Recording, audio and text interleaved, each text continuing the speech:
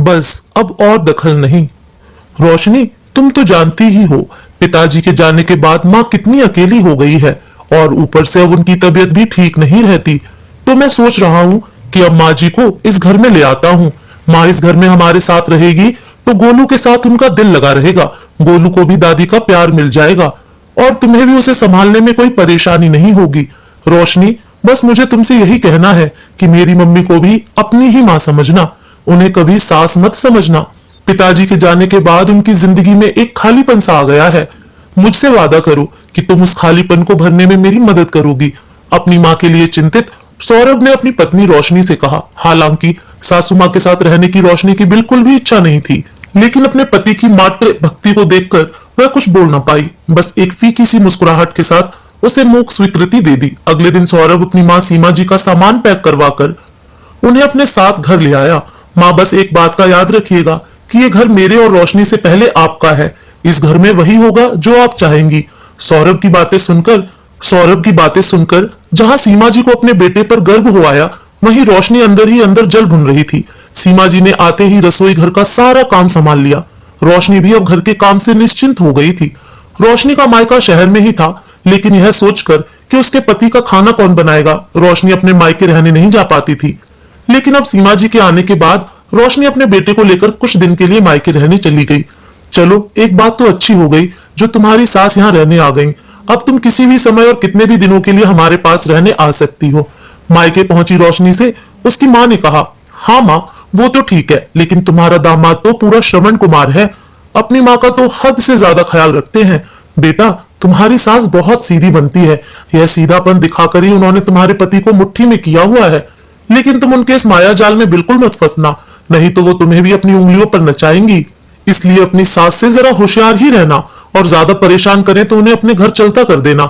अभी रोशनी का अपने मायके में पहला ही दिन था कि उसकी माँ ने उसके साथ ऐसा अनमोल ज्ञान बांटना शुरू कर दिया, या यूं कहें कि अपनी ही बेटी को अपने पैर पर कुल्हाड़ी मारने की सलाह देनी शुरू कर दी। कुछ दिन यूं ही बीत गए। आज सौरभ का जन्मदिन था और रोशनी भी मायके से आने वाली थी, तो सौरभ रोशनी को मायके से लाने चला गया। सीमा जी को अपनी तबीयत कुछ ठीक नहीं लग रही थी, तो थोड़ी देर के लिए बिस्तर पर लेट गई। लेटे लेटे याद करने लगी कि किस तरह वर्षों पहले वो अपने बेटे के जन्मदिन पर उसकी पसंद का खाना और केक बनाकर उसे सरप्राइज किया करती थी। आज अब इतने वर्षों के बाद वह सौरभ के साथ है, तो उन्होंने उसे फिर से सरप्राइज देने का सोचा, और बीमार होने के बावजूद भी सौरभ की पसंद का केक और अन्य लजीज व्यंजन बनाने में जुट गई। बड़ी प्रसन्नता के साथ बेटे बहू के आने से पहले पहले सब कुछ तैयार करके रख दिया और कुर्सी पर बैठकर बच्चों के आने का इंतजार करने लगी। सोचकर मन ही मन खुश हो रही थी कि इतने दिनों बाद अपने बर्थडे पर सरप्राइज देखकर सौरभ के बचपन की यादें ताजा हो जाएंगी, और 1.5 साल के गोलू को भी केक बहुत पसंद आएगा। करीब 1 घंटे बाद गाड़ी के हॉर्न की आवाज सुनाई दी, तो सीमा जी ने दरवाजा खोला।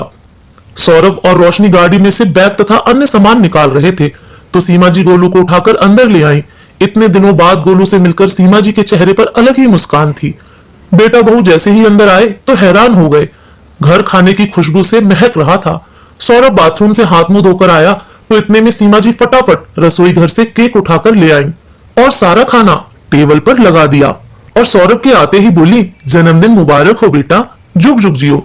इतने वर्षों बाद माँ के हाथ का बना केक देखकर सौरभ बहुत खुश हो गया। सौरभ ने जैसे ही केक काटा तो सीमा जी उसे केक खिलाने लगी। इतने में बहू तपाक से बोली, अरे यह क्या कर रहे हैं आप, और इतना सब बनाने की क्या जरूरत थी, कम से कम फोन करके पूछ तो लिया होता, हम तो बाहर से खाना खाकर आए हैं।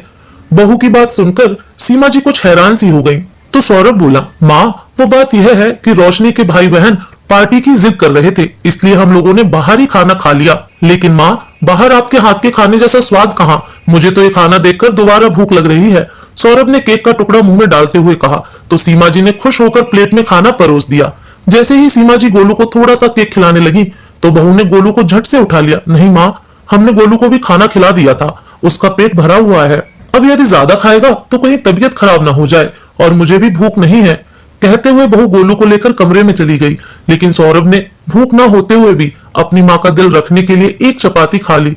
यह देखकर सीमा जी की आत्मा तृप्त हो गई, लेकिन कुछ सोचते हुए अपने कमरे में बैठी हुई रोशनी के कलेजे पर सांप लौट रहे थे। खाना खाकर जैसे ही सौरभ अंदर आया तो रोशनी का फूला हुआ मुंह देखा, कारण पूछा तो रोशनी तो जैसे उस पर बरसने को तैयार बैठी थी। मुझे ये बात नहीं समझ में आ रही कि जब भूख नहीं थी तो खाना खाने की क्या जरूरत थी तुम्हें। अरे पर मेरी माँ ने मेरे जन्मदिन के लिए इतने दिल से खाना बनाया, मेरा फेवरेट केक बनाकर रखा, उस खाने में मेरी माँ का प्यार था, मैं ऐसे कैसे खाने से मना कर सकता था। अच्छा 10 दिन पहले की ही बात है, जब आप मुझे मायके छोड़ने गए थे तो मेरी माँ ने भी आपके लिए खाना बनाकर रखा हुआ था, लेकिन आपने उस समय यह कहकर मना कर दिया कि मैं घर से खाकर आया हूँ, पेट में बिल्कुल जगह नहीं है।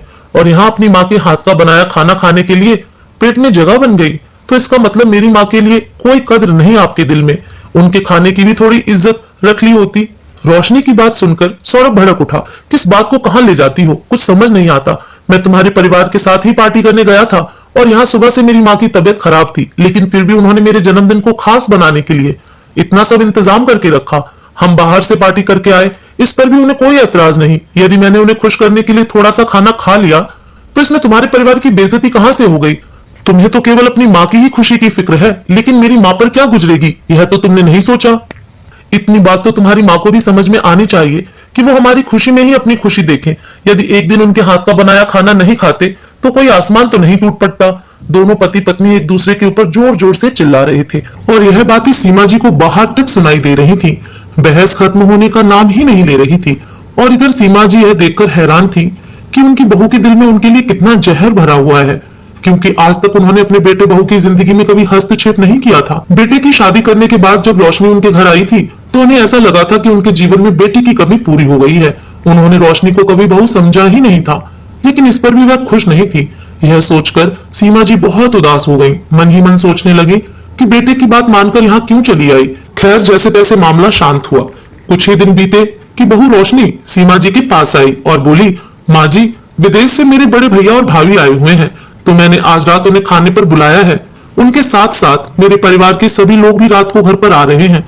कुल मिलाकर मेरे घर से 10 लोग तो हो ही जाएंगे और यहाँ हम लोग भी हैं, तो आज रात के लिए आप 15 लोगों का खाना बना दीजिएगा। मुझे कुछ सामान लेने के लिए मार्केट जाना है। इतने समय बाद भैया भाभी आ रहे हैं तो उनके लिए कुछ गिफ्ट भी लेने हैं। बहू आजकल के जमाने में तो ऑनलाइन भी खाना ऑर्डर किया जा सकता है, तो परेशान क्यों होना, खाना बाहर से ही मंगवा लो।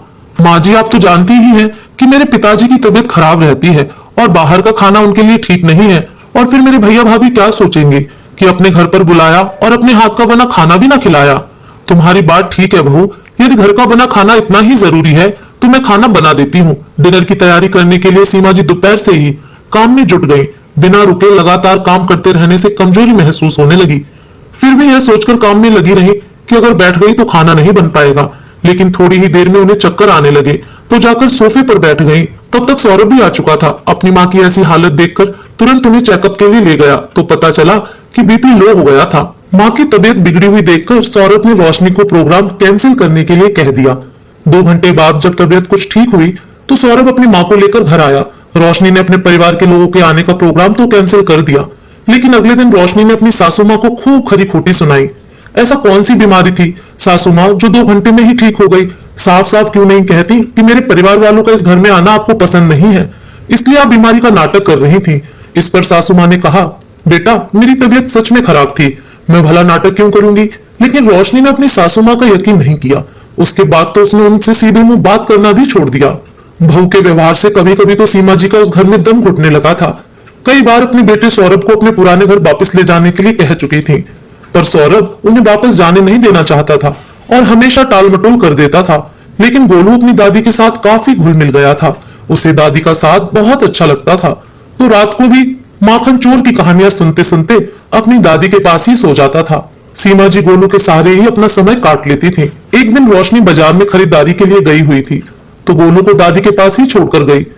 दादी भूख लगी है कहते हुए गोलू सीमा जी से कुछ खाने को मांगने लगा। गोलू को खाना देने के लिए जैसे ही सीमा जी किचन में गई तो फर्श पर पानी गिरा होने के कारण एकाएक उनका पैर फिसल गया और वो नीचे गिर गई। कमर में बहुत तेज दर्द शुरू हो गया। सीमा जी उठने में असमर्थ थी, फिर भी जैसे तैसे करके फोन के पास पहुंची और अपने बेटे को फोन लगाकर सारी बात बता दी। सौरभ जल्दी से घर पहुंचा और अपनी माँ को बिस्तर पर लिटाया। रोशनी को फोन लगाया, रोशनी माँ रसोई घर में अचानक फिसल गई हैं और दर्द के कारण करा रही हैं। मुझे उन्हें डॉक्टर के पास लेकर जाना है। मैं गोलू को अकेले घर पर नहीं छोड़ सकता, तुम जल्दी से आ जाओ। हे भगवान, एक तो जब से आई है तब से बीमारी का बहाना किए बैठी हैं और अब ये नई मुसीबत।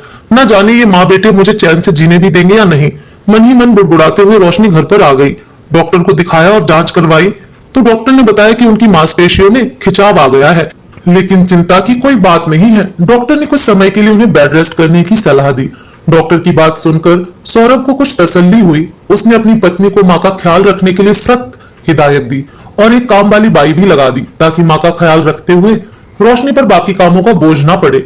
सौरभ की हिदायत पर रोशनी भी अपनी सासू मां का पूरा ख्याल रखने लगी। उन्हें कोई काम नहीं करने देती थी। रोशनी की मां को जब अपनी समधन के बारे में पता चला तो उन्होंने भी हालचाल जानने के लिए सीमा जी को फोन किया। चिंता मत कीजिए समधन जी, जल्दी ही आप बिल्कुल ठीक हो जाएंगी। बच्चे आपका अच्छे से ख्याल तो रख रहे हैं ना? अरे बच्चे तो मेरा बहुत ख्याल रखते हैं और रोशनी तो मुझे बिस्तर से उठने ही नहीं देती, सीमा जी मुस्कुराते हुए कहने लगी। कुछ दिन बीते, सीमा जी अब पहले से अच्छा महसूस कर रही थी। एक दिन उन्होंने अपने पुराने घर में जाने की इच्छा जताई। बस बेटा, बहुत सेवा करवा ली तुम लोगों से, अब मैं अपने घर वापस जाना चाहती हूँ। इस पर सौरभ ने कहा, माँ यह आपका ही घर है, अब आप यहीं रहोगी, कहीं और नहीं जाओगी। सोचो अगर आप उस घर में अकेली होती और यह घटना वहां हो जाती तो कौन देखने आता आपको। माँ बेटे की ये बातें रोशनी चुपचाप खड़ी हुई सुन रही थी और बिना कुछ बोले रसोई घर में चली गई। सीमा जी को उसके व्यवहार में फिर से बदलाव नजर आने लगे थे।